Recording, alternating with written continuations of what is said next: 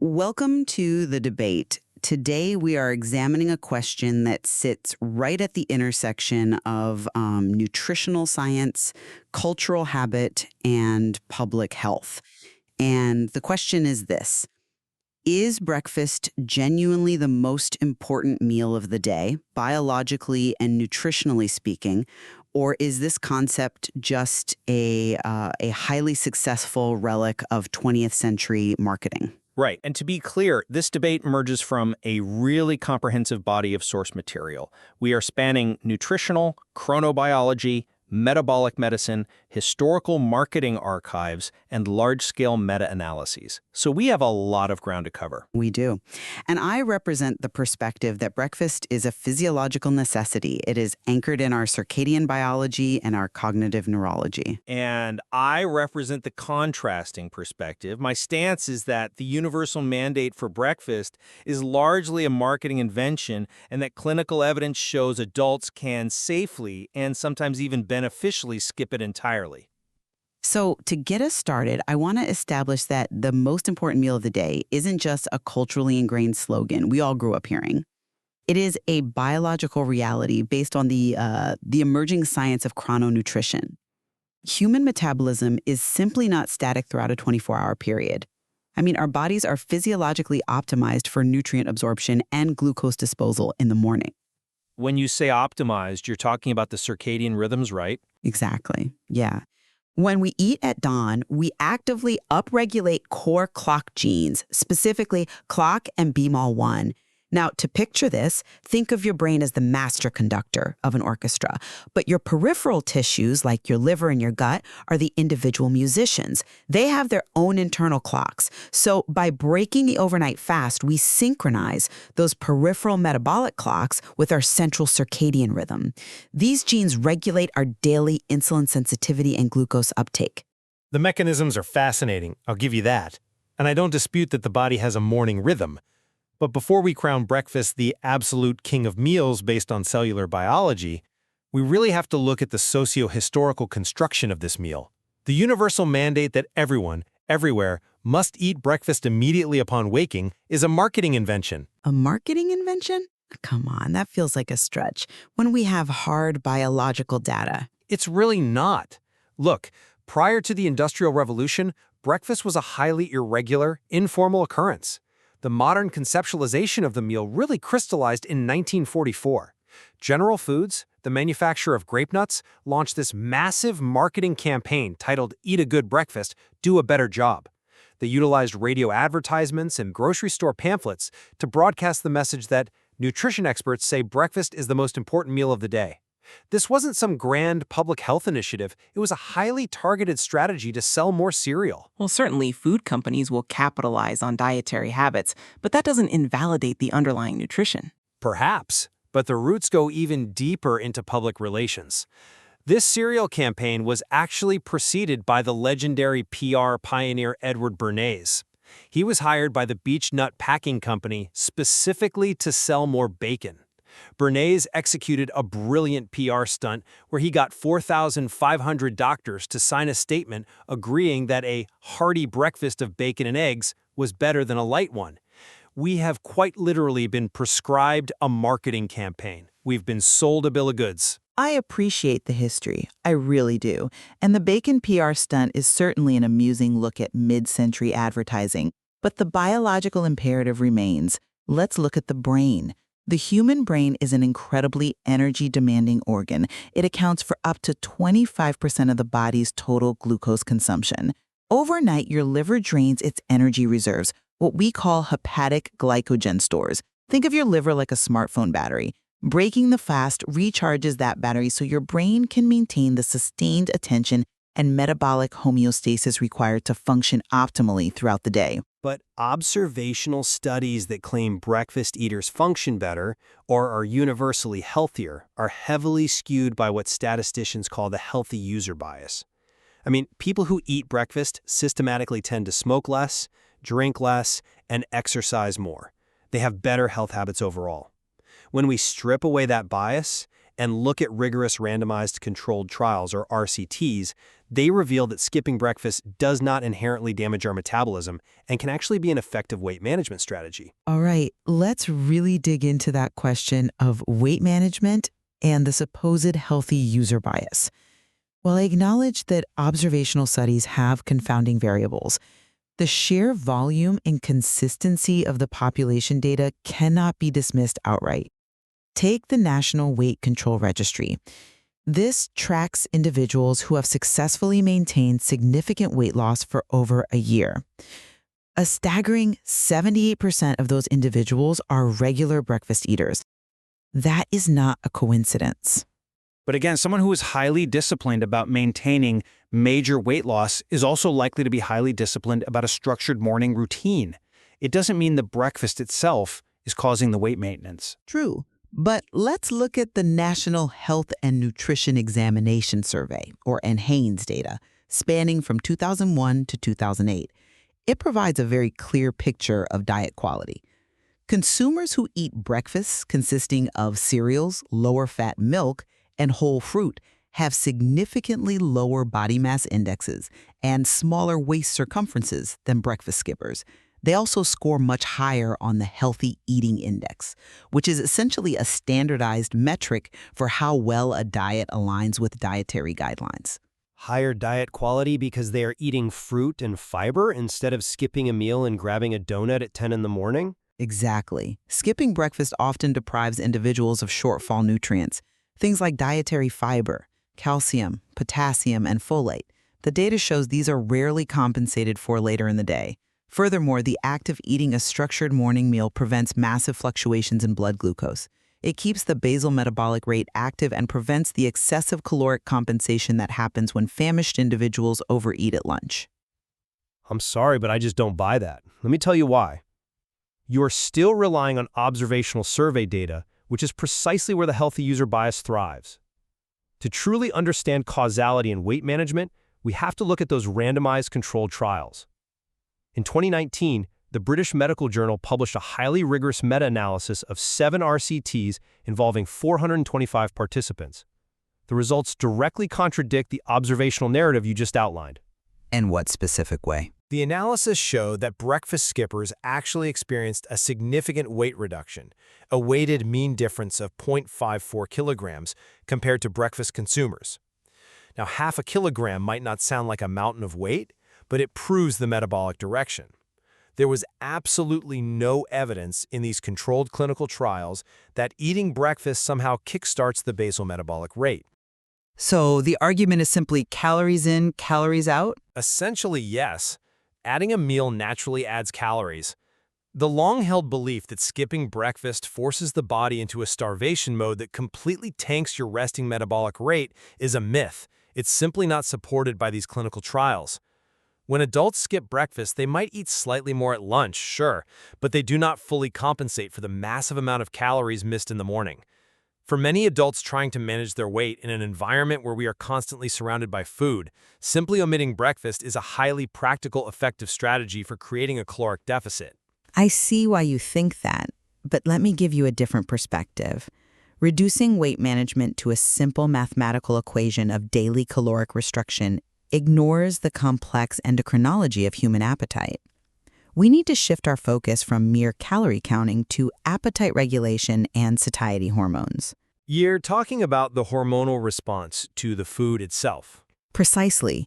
When we examine the composition of the morning meal, specifically a high-protein breakfast containing 30 grams of protein or more, we see profound metabolic advantages.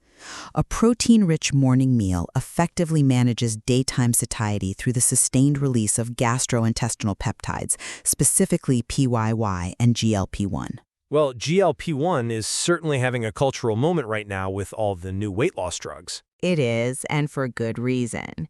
These are anorexigenic hormones, meaning they signal fullness to the brain. Your body can produce them naturally with a high-protein breakfast. Simultaneously, that meal suppresses the release of ghrelin, which is your primary hunger hormone.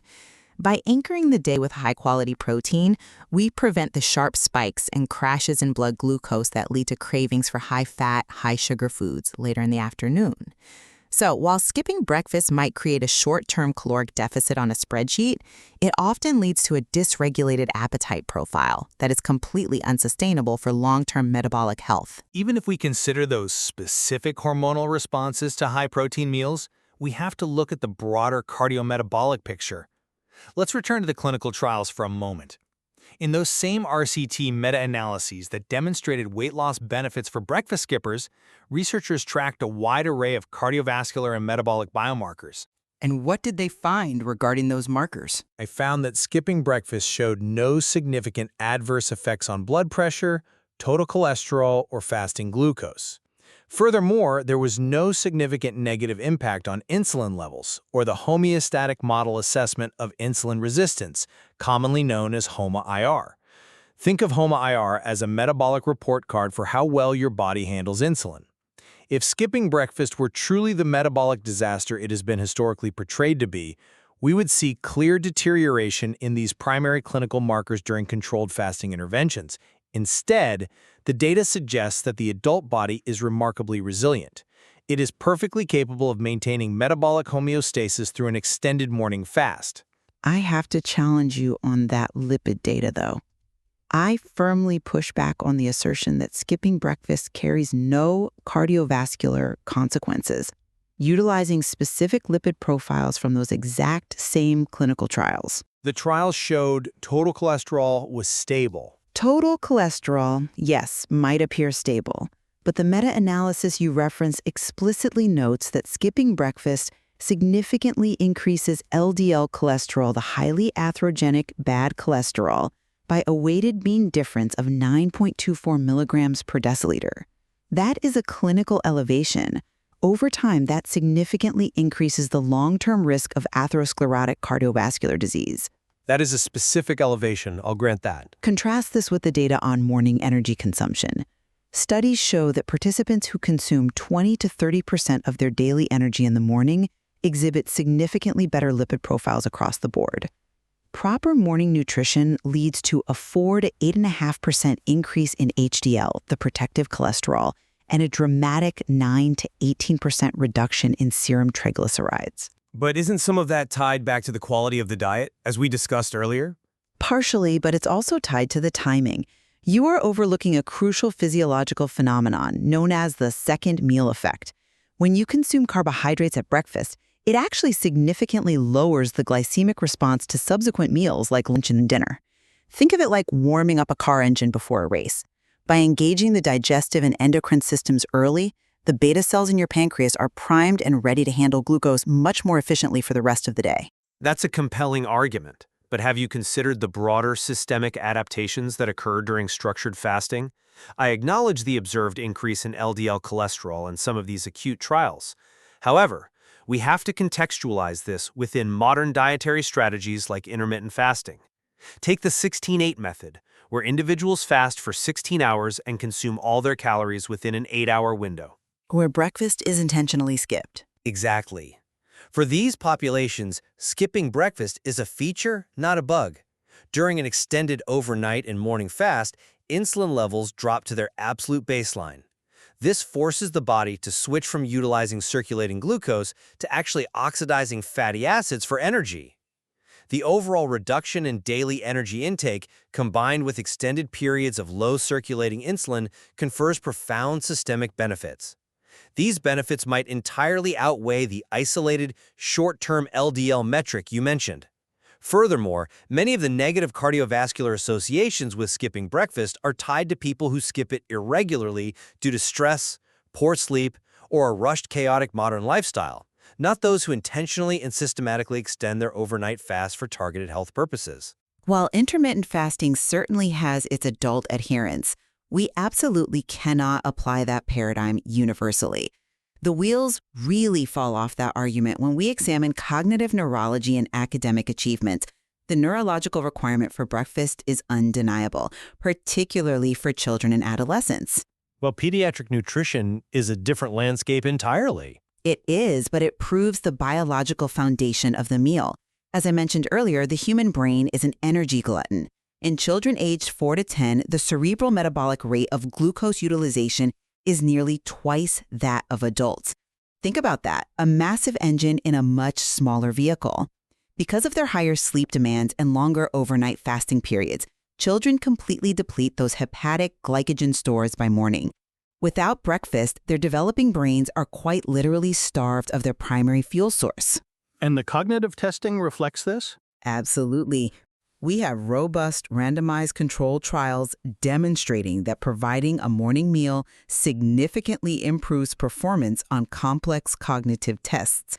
We see measurable improvements in hard word recall, where participants must remember complex word lists. We see maintained performance in executive function tasks like serial 3s and 7 subtractions, and faster, more accurate reaction times on the Stroop color word test.